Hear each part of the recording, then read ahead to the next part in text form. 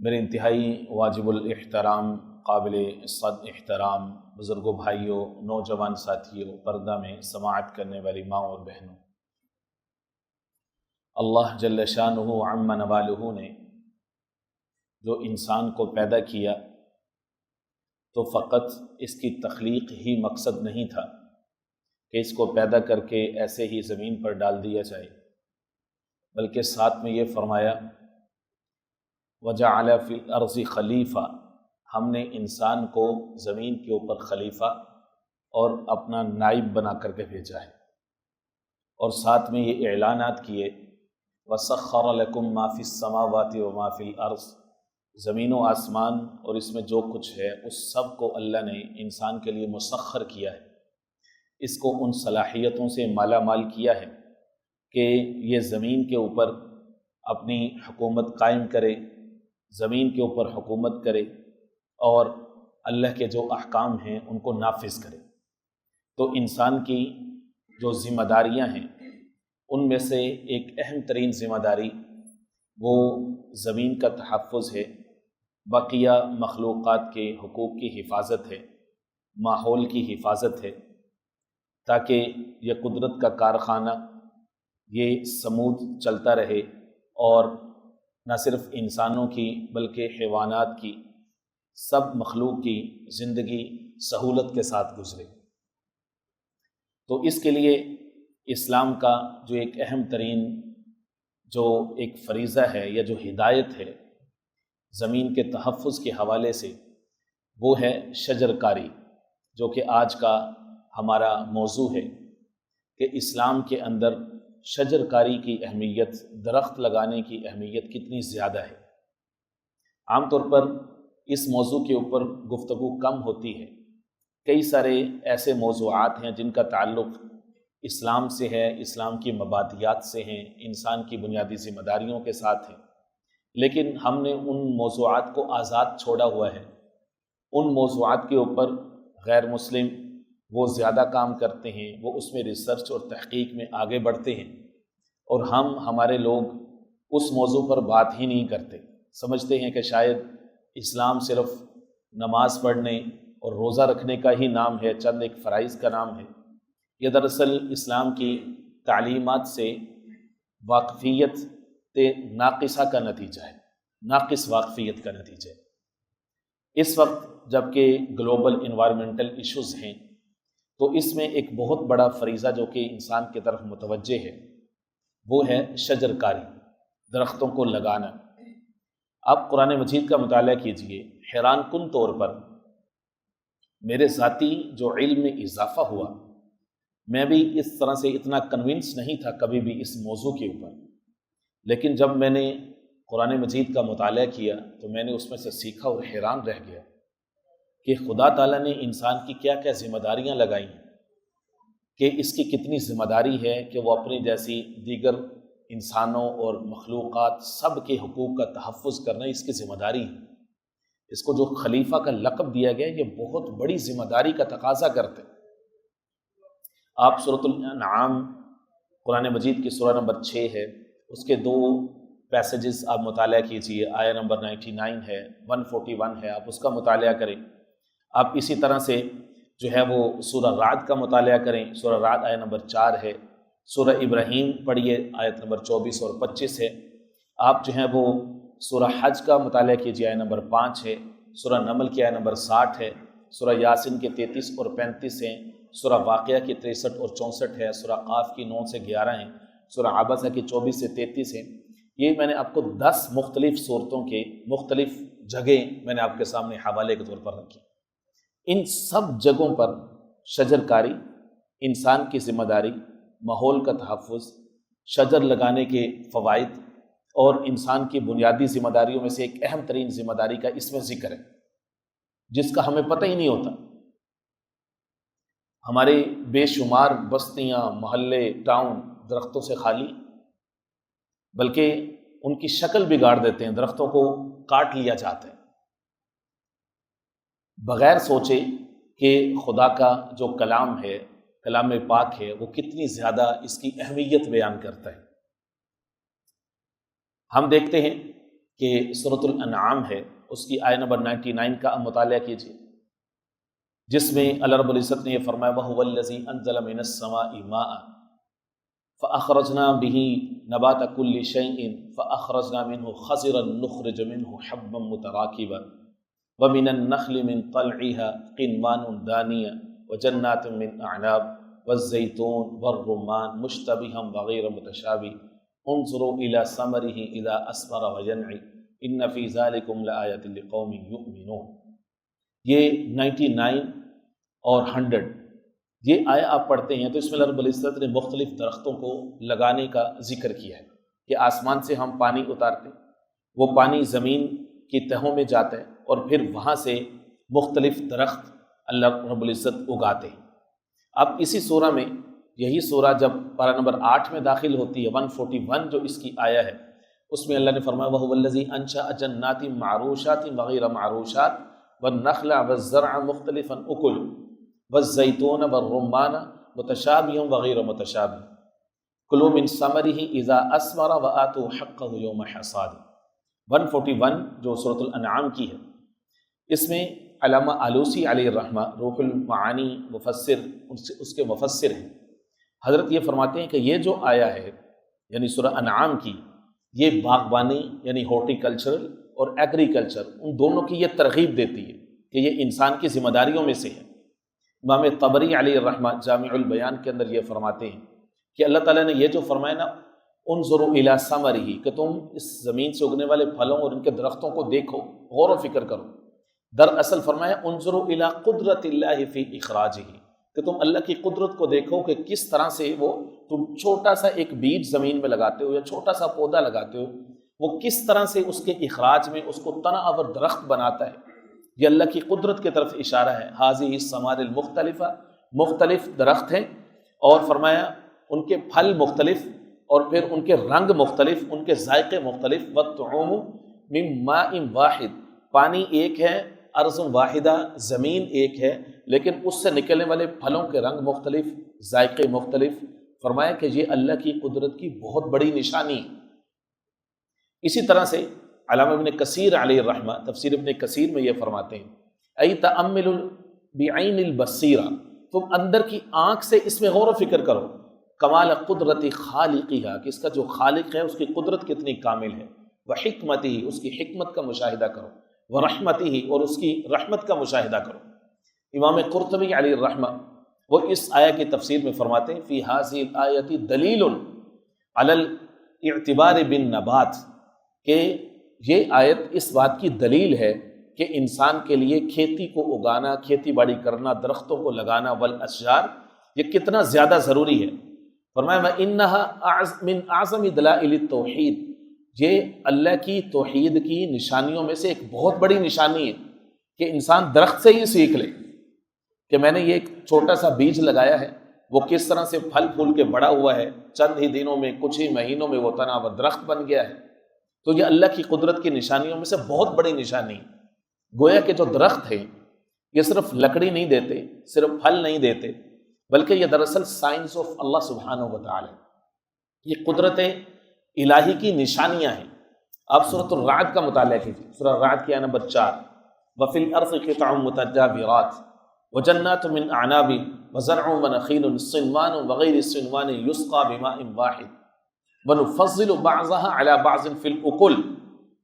اس میں اس آیہ کی آپ تفسیر پڑھیں، تفسیر طبری کے اندر لکھا ہے، فرمایا مع اتحاد فرمایا کہ ماء والتربہ، پانی ایک ہے، مٹی ایک ہے، تختلف الثمار، لیکن اس سے نکلنے والے پھل مختلف ہیں، ودلالۃ علی کمال القدرہ، حضرت فرماتے ہیں کہ یہ اللہ کی قدرت کاملہ کی نشانی ہے۔ امام رازی علیہ الرحمہ مفاتیح الغیب میں یہ فرماتے ہیں ھذہ الآیۃ من اعجب الدلائل، یہ عجیب دلیل ہے اللہ کی ربوبیت کے اوپر۔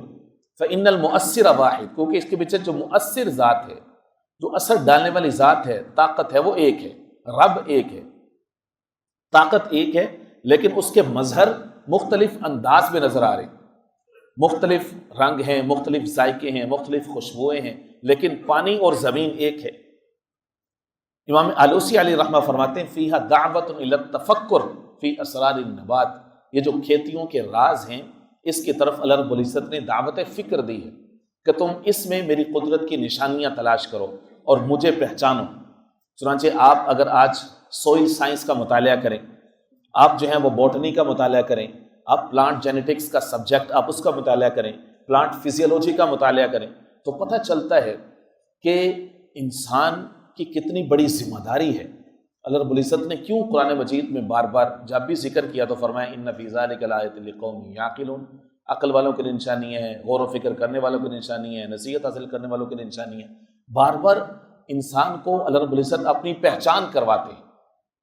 تو یہ جو شجر کاری ہے یہ اللہ رب العزت کی قدرت کے بہت بڑے دلائل میں سے ہے۔ آپ سورہ ابراہیم کا، یہ میں آپ سے خصوصی طور پر درخواست کروں گا، ریکمینڈ کروں گا کہ سورہ ابراہیم کی آیہ نمبر 24 اور 25 کا ضرور مطالعہ کریں۔ اس میں اللہ رب العزت نے 2 طرح کے درختوں کا ذکر کیا ہے اور 2 طرح کے جملوں کا ذکر کیا ہے۔ انسان کی زبان سے جملے نکلتے، ایک اچھا بول نکلتا ہے، اس کو قرآن کہتا ہے کلمہ طیبہ۔ برا بول نکلتا ہے، گالی کا، ڈس رسپیکٹ کا، توہین کا، اس طرح کے بول نکلتے ہیں، اس کو قرآن نے کہا ہے کلمہ خبیثہ۔ کلمہ طیبہ اور کلمہ خبیثہ، اچھا بول، میٹھا بول، برا بول، تکلیف دینے والا بول۔ اللہ رب العزت نے دونوں کا کمپیریزن کیا۔ اچھا، دونوں کے کمپیریزن کے لیے اللہ نے تشبیہ کے لیے کیا چیز اختیار کی؟ فرمایا الم تر کیف ضرب اللہ مثلا کلمۃ طیبہ کشجرۃ طیبہ۔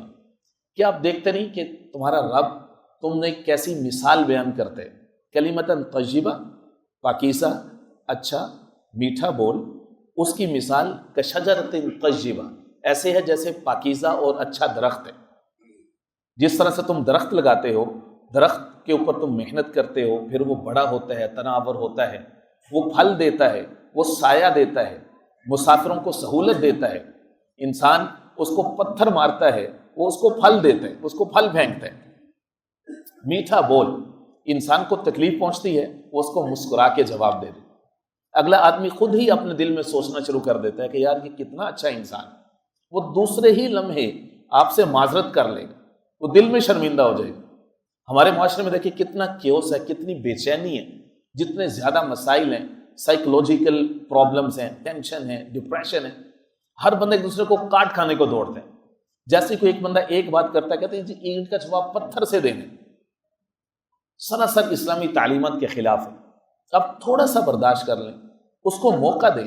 جس آدمی نے آپ کے ساتھ کوئی ایسی بات کی ہے نا، وہ فوراً سے معافی مانگ لے گا، ہم اس کو موقع ہی نہیں دیتے۔ فرمایا کشجرۃ طیبہ، اچھے میٹھے پاکیزہ بول کی مثال پاکیزہ درخت کی ہے۔ کشجرۃ طیبہ اصلها ثابت وفرعها فی السماء۔ فرمایا جو اچھا اور پاکیزہ درخت ہے، اصلها ثابت، اس کی جڑ مضبوط ہے، یعنی وہ لانگ لاسٹنگ ہے، اس کا اثر زیادہ ہے۔ وفرعها فی السماء، اور اس کی شاخیں پھیل کر کے آسمانوں میں پھیلی ہوئی ہیں، یعنی کثیر النفع ہے۔ وہ انسان جس کی زبان اچھی ہے، جس کا بول اچھا ہے، جس کی زبان سے لوگوں کو فائدہ پہنچتا ہے، تو اس کا جو کیریکٹر ہوتا ہے، اس کا جو کردار ہوتا ہے، زمین کے اوپر اللہ جو اس کی پہچان بناتے ہیں، اس کی ریکگنیشن ایسی ہوتی ہے جیسے وہ درخت کی جس کی جڑیں زمین کی تہ تک ہے، دور سے نظر آتے ہیں۔ ایسا ہی وہ انسان جس کی زبان اچھی ہوتی ہے، دور سے دور تک اللہ رب العزت اس کی زبان کی خوشبو کو پہنچاتے ہیں۔ محلوں کے محلے، شہروں کے شہر اس سے واقف، اللہ رب العزت اس کی مقبولیت کو ایسے بڑھا دیتے ہیں۔ ہر بات نہیں کہتا، جو اس کو نہیں بھی جانتا ڈائریکٹ، وہ کہتا ہے یار وہ بڑا اچھا آدمی، بڑی اچھی گفتگو کی اس نے، بڑی زبردست بات کی اس نے، وہ کتنا سافٹ سپوکن تھا، اچھی بات کر رہا تھا۔ وہ انسان کے دل کے اوپر ایسا تاثر چھوڑتا ہے نا اچھی بات کرنے والا۔ وہ ایسے نہیں، اللہ رب العزت نے اس کی مثال دی شجرۃ طیبہ، پاکیزہ درخت جس کی جڑیں زمین کے اوپر اور اس کی شاخیں آسمان میں پھیلی ہوئی۔ اور فرمایا اس کے مقابل کیا ہے؟ وَمَثَلُ كَلِمَةٍ خَبِيثَةٍ، برا بول، جھوٹ، تکلیف دینے والا، ڈس رسپیکٹ، توہین امیز، گالی، ایسا برا بول، کلمہ خبیثہ، خبیث، نجس، ناپاک بول، زبان سے نکلنے والے ایسے جملے جو دوسرے کے دل کو توڑے، اس کے دل کو زخمی کریں۔ فرمایا کلمۃ خبیثہ، اس کی مثال کشجرۃ خبیثہ، ایک برے درخت کی مثال۔ فرمایا کہ جس کی جڑیں ہی نہیں، جو ثابت ہی نہیں۔ تو اب اس آیے میں دیکھیں کہ اللہ رب العزت نے انسان کی زبان سے نکلنے والے بول کو درخت کے ساتھ تشبیہ دی ہے، اس کو درخت کے ساتھ ملایا ہے۔ امام طبری علیہ رحمہ فرماتے ہیں کہ یہاں پر جو اللہ نے فرمایا الشجرۃ الطیبہ ہی النخلۃ عند جمہور السلف، جو جمہور علماء ہیں، مفسرین کرام ہیں، ان سب کے نزدیک یہاں پہ پاکیزہ درخت سے مراد ہے کھجور کا درخت۔ ابن کثیر علیہ رحمہ فرماتے ہیں المؤمن یشبہ بالنخلہ، جو مومن ہوتا ہے نا اس کی مثال بھی کھجور کے درخت کی ہے، کہ اس کا ایمان بالکل سیدھا ہوتا ہے، کھجور کا درخت بھی سیدھا اوپر جا رہا ہوتا ہے، ٹیڑھا میڑھا نہیں ہوتا، تو مومن بھی سیدھا صراط مستقیم پہ چل رہا ہوتا ہے۔ ثابت بالایمان، ایمان اس کا ثابت ہوتا ہے، کثیر النفع، لوگوں کو وہ فائدہ دیتے ہیں۔ کامل انسان، اچھا انسان وہی ہے کہ جس سے لوگوں کو فائدے کی امید ہو۔ سب سے بہترین انسان وہ ہوتا ہے جس سے لوگ توقع رکھیں کہ یار وہ اچھا آدمی، کچھ نہیں دے گا، اچھی بات کرے گا، اچھی نصیحت کرے گا۔ The biggest charity you can give to other, it is to give someone hope۔ کسی کو امید دینا، اچھی بات کرنا، یہ سب سے بڑا صدقہ ہے۔ لوگ سمجھتے ہیں کہ شاید کسی کو اس کی ضرورت پوری کر دینا، اس کو پیسے دے دینا، اس کا قرض اتروا دینا، اس کے ساتھ یہ تعاون کرنا، اس کے گھر میں راشن ڈلوانا، شاید یہی صدقات ہے۔ بھئی تم اچھا بول بھی بول دو گے نا، اچھا لفظ بھی بول دو گے، کسی کو ویلکمنگ فیس کے ساتھ مل بھی لو گے، جس سے اس کے دل کو تسلی ہو جائے گی، یہ بھی تمہاری طرف سے صدقہ ہے، یہ بھی ایک چیریٹی ہے۔ ایسا نہیں کہ تم اس کو اس طرح سے ٹریٹ کرو کہ وہ 100 کلومیٹر تک جاتے جاتے تمہارے اس کے ذہن سے تمہاری تصویر نہ نکلے کہ یار میں کیسے بندے سے مل کے آیا، اس نے مجھے کیسی ٹینشن دی۔ آپ نے اس کے ذہن کو آکیوپائی کر لیا، وہ آپ کے بارے میں سوچ رہا ہے یار اس نے میرے ساتھ یہ کیوں بدتمیزی کی، یہ جملہ اس نے مجھے کیوں بولا، اس نے گالی مجھے کیوں دی۔ تو اس لیے فرمایا کہ اس کی مثال، پاکیزہ بول کی مثال پاکیزہ درخت کی ہے، اور برے بول کی مثال برے درخت کی ہے۔ امام قرطبی علیہ رحمہ فرماتے ہیں ضرب اللہ الشجرہ مثلا، اللہ نے درخت کی مثال اس لیے دی ہے للمؤمن، مومن کے لیے، اصلہ ثابت، کہ اس کی بنیاد، اس کی جڑ مضبوط ہے، وعملہ صاعد، اور اس کا عمل بلند ہوتا ہے، اچھا ہوتا ہے، وثمرتہ دائمہ، اور اس کا پھل ہمیشہ رہنے والا ہوتا ہے، نگاہ بلند، سخن دل نواز، جان پرسوز۔ یہی ہے رخت سفر میر کارواں کے لیے۔ جو نوجوان کو جو ڈسکرائب کیا ہے علامہ اقبال علیہ الرحمہ نے، ان کا جتنا کلام ہے مور اور لیس جتنا میں نے اس کو اسٹڈی کیا، وہ قرآن مجید کی کسی نہ کسی آیت کے ساتھ ان کے اشعار ریلیٹ کر رہے ہوتے۔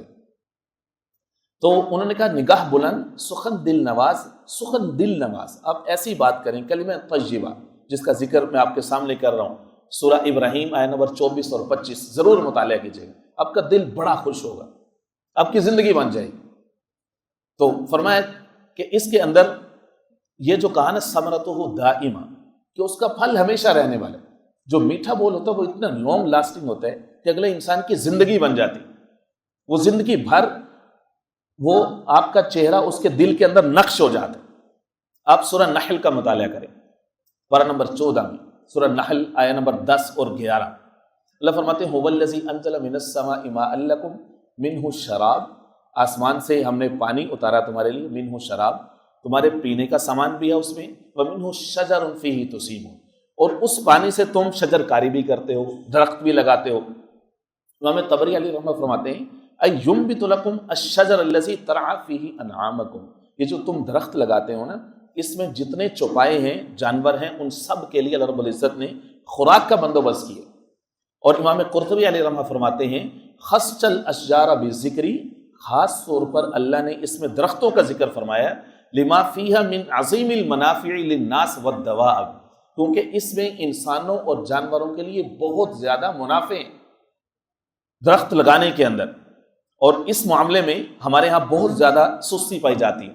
امام ابن کثیر علیہ رحمہ فرماتے ہیں امطر اللہ علی عبادہ بما انزل من المطر، اللہ نے پہلا احسان اپنے بندوں کے اوپر تو یہ کیا کہ آسمان سے ان کے لیے بارش کا بندوبست فرمایا، دوسرا یہ وَأَنبَتَ بِهِ أَنْوَاعَ الْأَشْجَارِ وَالزُّرُوعِ، مختلف طرح طرح کے درخت، پھل اور کھیتیاں اللہ رب العزت نے اس زمین سے انسانوں کے لیے اگائی ہیں۔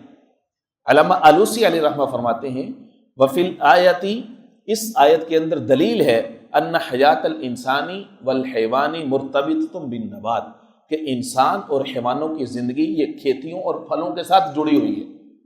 یہ انسان کی زندگی کا بنیادی ذریعہ ہیں۔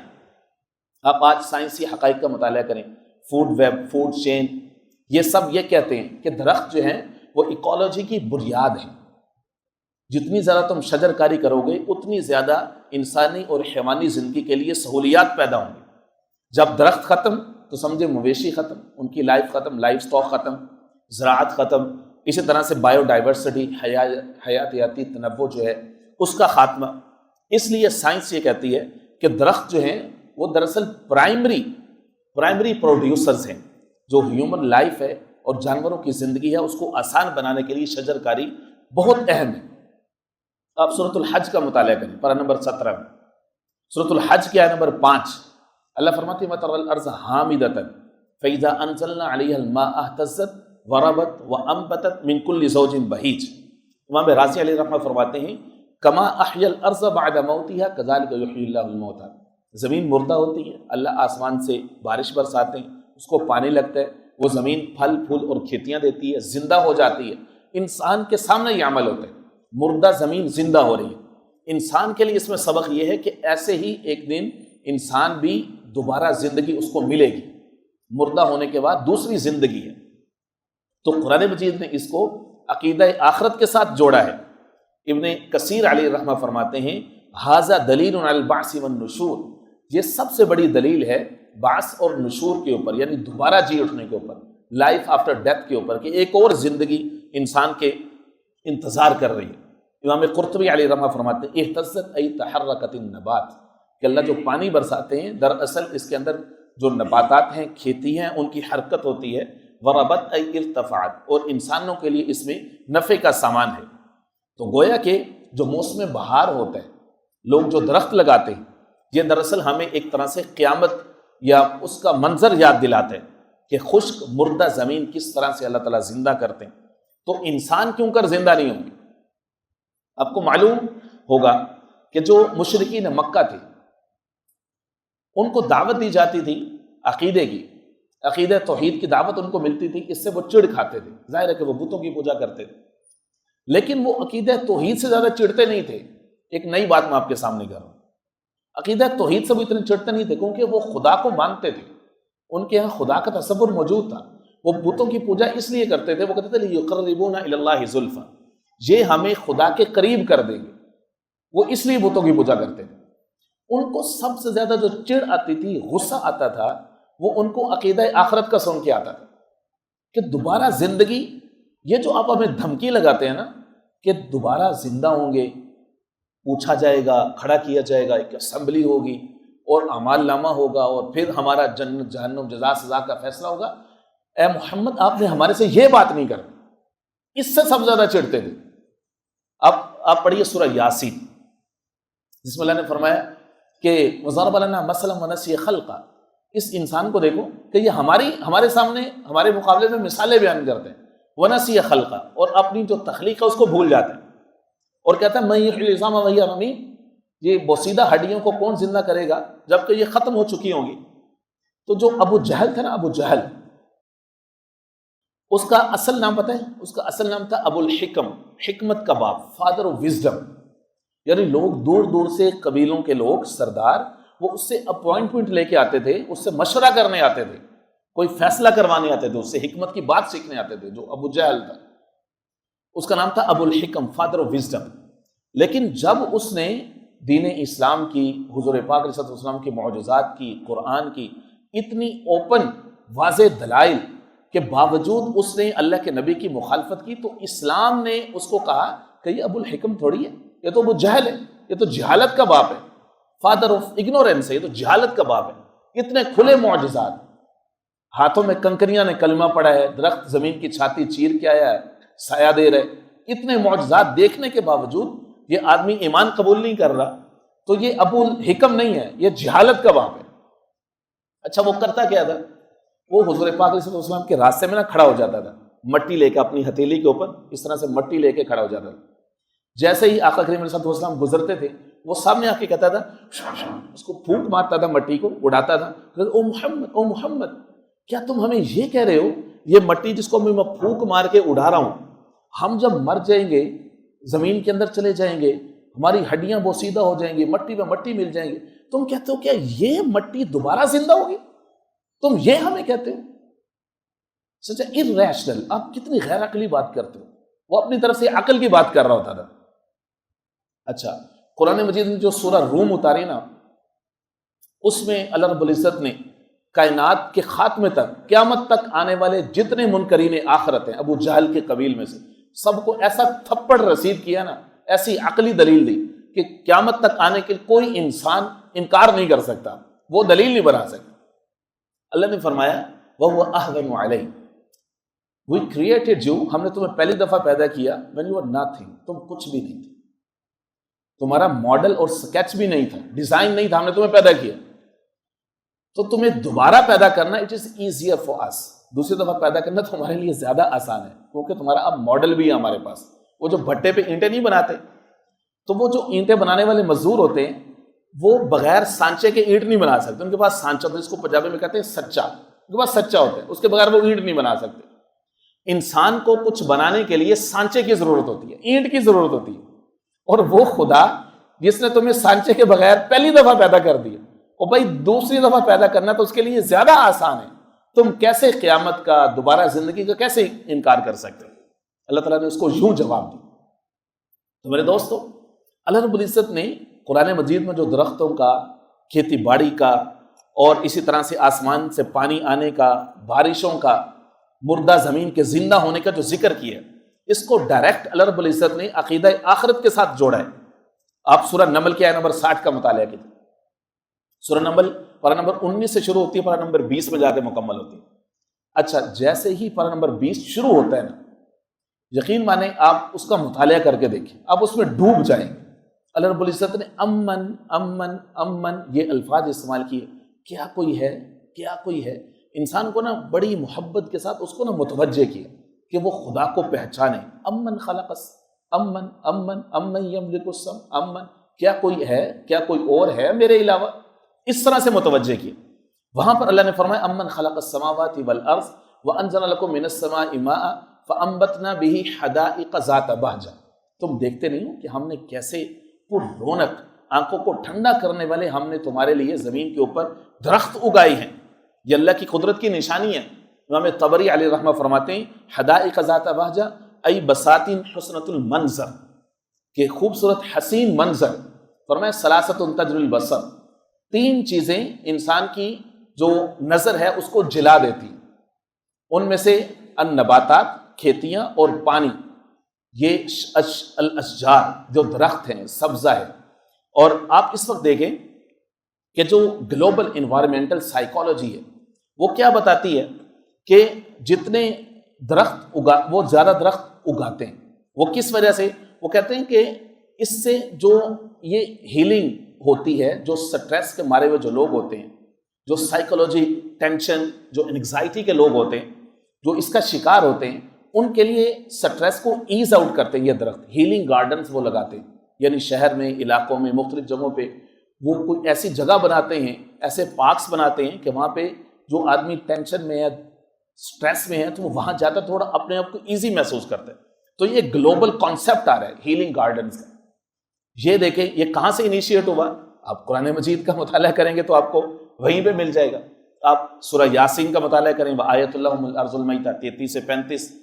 آپ جو ہیں وہ سورہ قاف کا مطالعہ کریں، اس کے اندر اللہ نے فرمایا وَالنَّخْلَ بَاسِقَاتٍ لَا طَلْعٌ نَضِيدٌ رِزْقًا لِلْعِبَادِ. جتنے زیادہ درخت اتنا زیادہ انسانوں کے لیے رزق ہے. ایک بڑا درخت جو ہوتا ہے وہ آکسیجن کی فیکٹری ہوتا ہے. آپ جو ہے وہ کاربن سیکوسٹریشن کی اسٹڈی کریں، آپ کو پتہ چلے گا کہ کتنا اہم ہے. درخت فضا سے CO2 جذب کرتے ہیں اور اس سے جو کلائمیٹ چینج کم کرنے میں مدد ملتی ہے. اور اس لیے درخت اور جنگلات جو ہیں یہ کسی بھی معاشرے کا حسن ہوتے ہیں، خوبصورتی ہوتے ہیں. آپ جو ہیں وہ سورہ عبسہ کا مطالعہ کریں. سورہ عبسہ کے جو آخری آیتیں ہیں اس میں اللہ نے فرمایا متاعا لکم ولانعامکم. جتنا درخت ہے، کھیتیاں ہیں، پھل ہیں، یہ انعام جانوروں کے لیے اس میں زندگی ہے. آپ سورہ واقعہ کا مطالعہ کریں. اللہ فرماتے ہیں افرأیتم ما تحرثون، کیا جو تم اگاتے ہو کھیتی، انتم تزرعون، کیا تم اس کو اگاتے ہو، ام نحن الزارعون، یا ہم اگاتے ہیں. تم نے تو چھوٹا سا بیج لگایا تھا، وہ تنا آور درخت کیسے بن گیا دیکھتے ہی دیکھتے. فرمایا کہ یہ اللہ کی قدرت کی بہت بڑی بڑی نشانی ہے. آپ حدیث پاک کا مطالعہ کریں. فتح الباری کے اندر یہ لکھا ہے، ایک حدیث پاک ہے، بخاری شریف کی ہے، مسلم شریف کی ہے، جس میں فرمایا ان من الشجرۃ شجرۃ لا يسقط ورقها وانها مثل المسلم. فرمایا کہ درخت اصل وہ درخت ہے، فرمایا کہ لا يسقط ورقها، کہ جس کے ورق، جس کے پتے گرتے نہیں ہیں، اور وہ دراصل مسلمان، وہ دراصل مومن ہے کہ جو کنسسٹنٹلی انسانیت کو، لوگوں کو فائدہ دیتے ہیں. اب یہاں پر مومن کی مثال درخت کے ساتھ کیوں جوڑی ہے؟ ابن حجر فرماتے ہیں وجہ الشبہ کثرت النفع. دراصل جس طرح درخت کثرت کے ساتھ انسانوں کو فائدہ دیتا ہے، جو بندہ مومن ہے یہ بھی انسانوں کو، دوسرے انسانوں کو فائدہ دیتا ہے، اس کو بھی ایسا ہونا چاہیے. اور مسند احمد کی حدیث ہے ان قامت الساعہ، اگر قیامت قائم ہو رہی ہے اور کسی انسان کے ہاتھ میں وفی ید احدکم فصیلۃ، چھوٹا سا پودا وہ لگانا چاہتا ہے، فرمایا فلیغرسھا، تو وہ اس کو لگائے. قیامت قائم ہو رہی ہے، اس کو پتہ چل رہا ہے اور وہ درخت لگا رہا ہے تو وہ لگائے. اب یہ دیکھیں کتنی اہمیت ہے شجر کاری کی، درخت لگانے کی، اور اس میں جو ہے وہ انسانوں کے لیے زندگی ہے. اب دیکھیں کہ دنیا انوائرمنٹل کرائسس میں اس وقت جو بڑے بڑے چیلنجز ہیں، تو ہر گھر کے افراد جو ہیں وہ درخت لگائیں. ہر مسجد کے ارد گرد جو ہے وہ باغ ہونا چاہیے. ٹھیک ہے، گارڈننگ موسٹ کا کانسیپٹ ہے دنیا کے اندر. اسی طرح سے جو مدارس ہیں، جو ادارے ہیں، وہ اپنے بچوں کو یہ ترغیب دیں، شجر کاری مہم اینول اس طرح سے وہ چلا سکتے ہیں. بلا ضرور درخت نہ کاٹے جائیں، اور پانی اور دیگر قدرتی وسائل ان کے تحفظ کے لیے جو ہے وہ اقدامات کیے جائیں. آپ تاریخی حوالہ دیکھیے، حضور پاک علیہ السلام، سیدنا ابوبکر صدیق رضی اللہ تعالیٰ عنہ، وہ جب بھی فوجوں کو روانہ کرتے تھے تو ان کو منع کرتے تھے کہ درخت نہیں کاٹ رہے، درخت نہیں کاٹ رہے آپ. درخت گویا کہ ایسے ہی ہے جیسے وہ خود ایک انسان جیسی ان کی اہمیت ہے، کیونکہ وہ انسانوں کی زندگی کا سبب ہے. اللہ رب العزت نے ان کو زندگی کا سبب بنایا. تو اس لیے میرے دوستوں، شجر کاری، درخت لگانا، یہ اسلام کی بنیادی تعلیمات میں سے ہے. اللہ رب العزت سمیع نصیب فرمائے. وما علینا الا البلاغ.